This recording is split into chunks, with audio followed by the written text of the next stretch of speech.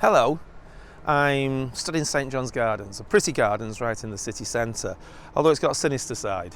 There are 20,000 dead all around me because this gardens used to be a cemetery.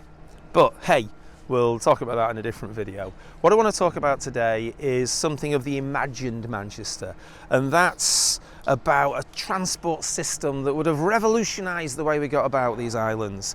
There was a real buzz in the air, if you forgive the pun, about helicopters from the 1950s onwards.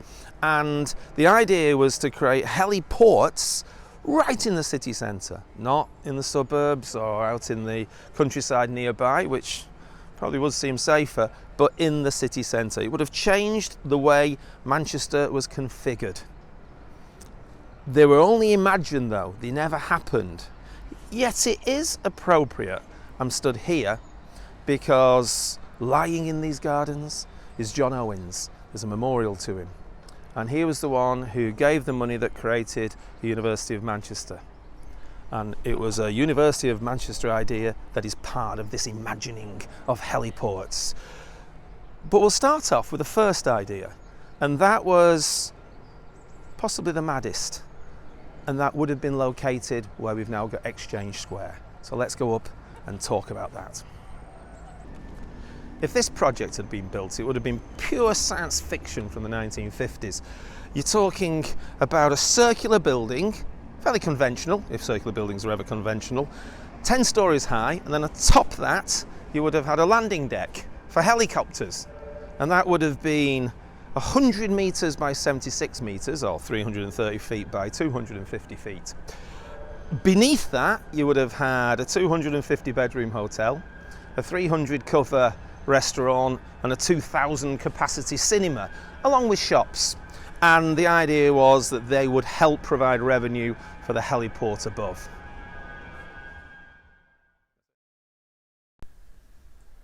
The proposal was published in a long article in the Manchester Guardian on Thursday the 1st of November 1951. This picture from the CIS tower at the beginning of the 1960s shows how the proposed site could not have been more central. Today it would occupy part of Exchange Square, Selfridges and a bit of Marks and Spencer. The architect would have been J.J. Spira from civil engineering firm Taylor and Worley. Estimated flight times were London, an hour and a half, Liverpool, 20 minutes, Manchester Airport would be less than 10 minutes away, rather than the hour it took on the ground.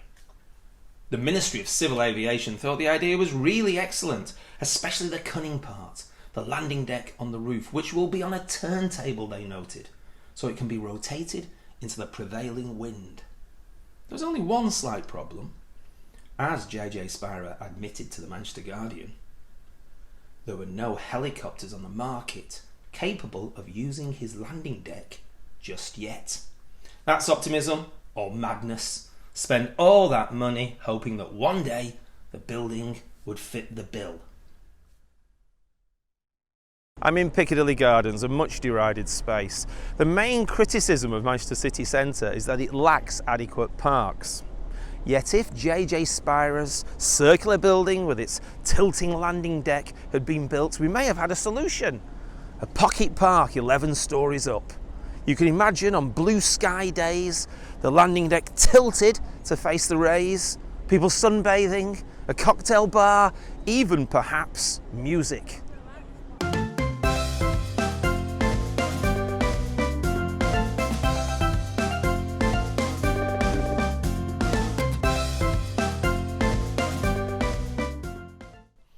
There was a much more realistic scheme from 1956.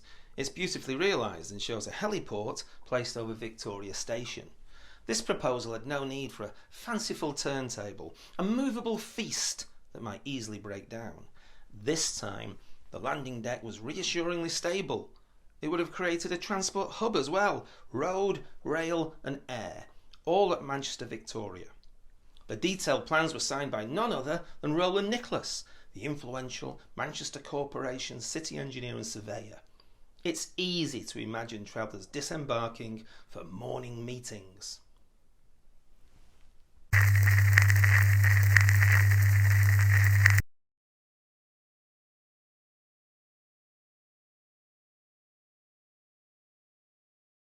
Good morning. Well, yes, it's been absolutely wonderful. I caught the 8 o'clock helicopter up from London, arrived here within an hour and a half. I've got a meeting at 10 o'clock and then hopefully a fine lunch at the Midland, the French at the Midland. I'll be catching the 3 o'clock copter home. Should be there in an hour and a half. Quick trip to the club, snifter, and then home for the goons on the wireless. It's been absolutely marvellous. It really is the future of commuting. What a charming gent. Let's hope Mr. Carruthers Smith doesn't enjoy that 1956 lunch too much and miss his flight home. Back to the magnificent illustration drawn by Sidney R. Fisher. In the foreground, a racy twin-engine chopper is approaching from the west over the River Irwell. The helicopter looks like it might be modelled on the British-made Bristol 173. This never made it into civilian production, but was developed into the military helicopter, the Bristol Belvedere. In the 1956 illustration, it's a sunny afternoon. 4 more helicopters are in flight or parked on the landing strip. It's rush hour. Passengers are queuing, and the terminal buildings sport the wavy roof beloved of modernist architects in the 1950s. The heliport is depicted as the image of modernity, compared to the dirty old industry at the river's edge and the 130-year-old technology of steam trains in Victoria Station. The artist seems to be saying, that was the past and remains part of the present, but let's imagine a brighter future. The only colour is provided by the helicopters and the heliport. So, 2 plans for city centre heliports in the 1950s, but were we finished? Not a bit of it. The idea would be revisited again, this time in the 1960s. In 1963, the economy was feeling buoyant. There was a huge expansion with the universities. There were big building programmes. Part of the idea of that was to get rid of that old dirty smoky past and come up with new industries and new ideas and rebuild our cities. The University of Manchester, remember we talked about John Owens in St John's Gardens, and the Civic Trust of the North West of England, they came up with a plan for 57 acres of this part of Manchester, the Castlefield area, all the way up to Quay Street and Peter Street, that would have led to wholesale removal of heritage buildings, which is a little bit ironic because part of this plan was all to do with bringing charm back to city centres and moving away from that old-fashioned past, as I've mentioned. Well, charm is often given by the older structures, but of course part of this plan had to be a heliport, and that would have been here where Castlefield Deansgate Station is. Very fanciful structure, very creative, very imaginative, that would link to the rest of the city centre with a travelator of 2 lanes on each side, like a dual carriage road with a faster lane and a slower lane to get people into the city centre. It was a very complex plan.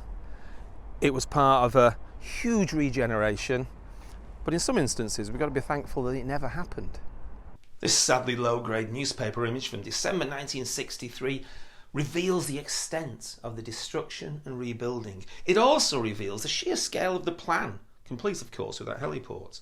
Almost all the buildings on either side of Deansgate, including the long streaky bacon facade of the 1890s Great Northern, would be removed. We'd also have lost the Albert Hall building, which also hosts Albert Schloss. At the same time, the building that is Revolution de Cuba would go. Quay Street would be put in a tunnel and a large public square created over it to better display the Opera House. There's a suggestion that Richard Cobden's former home, he was a great reformer and a free trader, would become a museum. The old library building, which now hosts the Cervantes Institute, would disappear, as would all the old market buildings and pubs down Liverpool Road. The former railway buildings at the present entrance to the Museum of Science and Industry would be demolished, and we'd get tower blocks.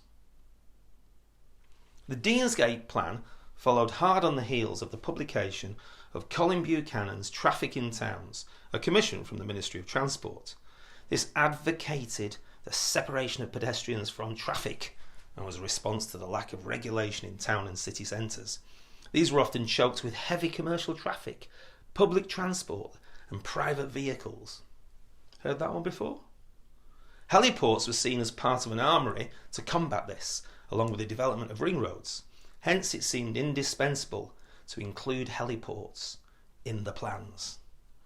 But the next proposal for a heliport would be very different. In 2009 there was a final plan in this sequence of imagined helipads and heliports, and that would have been at this site, the pub behind me, and it would have been a 40-storey hotel intercontinental with a helipad on the top. This was far more Dubai than downtown Manchester. This wouldn't have been a public heliport or helipad with frequent services between destinations in the UK. No, it would have been for those rich football club owners to come and sign contracts for new players. But it was scuppered. It was scuppered by the economy. There was no money to build the hotel.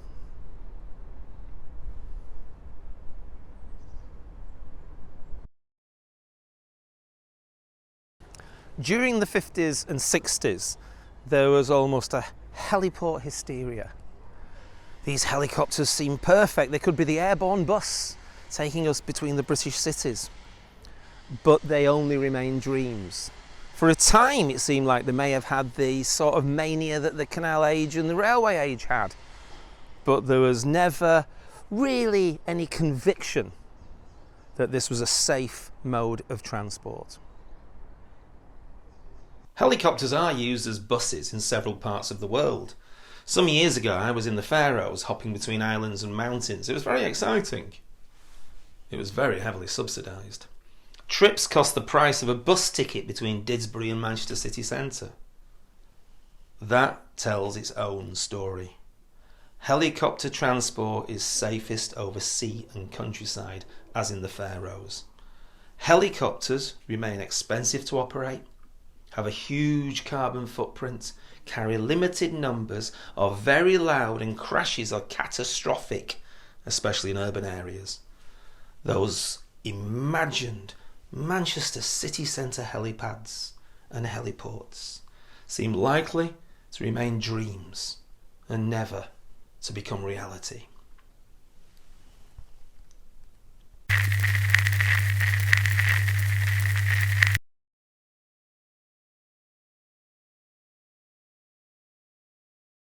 Absolutely marvellous lunch. I think it might have been a bit too bibulous. And I think I've forgotten my hat. No, I haven't. Good day, sir. Good day.